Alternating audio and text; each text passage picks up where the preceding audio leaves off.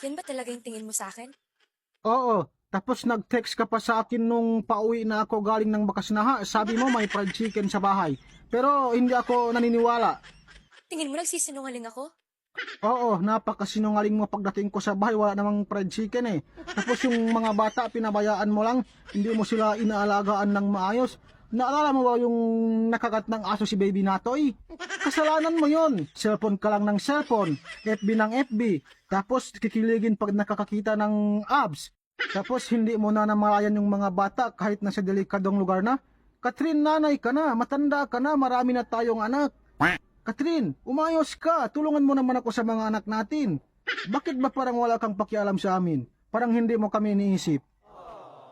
Kung hindi ko kayo iniisip, noon pa lang matagal ko nang sinabi ko ano yung alam ko. Anong alam mo? Sabihin mo, ano? Kala ko nagbago ko na. Pagbago? Saan? Sa trabaho ko? Anong gusto mong trabaho ko yung malinis? Yung pagdating ko sa bahay galing trabaho mabango ako? Gusto mo nasa office ako? Gusto mo presidente ako, gobernur ako, mayor ako? Garon ba gusto mo? Hindi yung pagdating ko sa bahay galing trabaho, amoy lupa ako, amoy goma ako? Di ba sabi mo noon sa akin, kahit hindi ako nakakagraduate, mapakasalan mo pa rin ako at mamahalin hanggang dulo?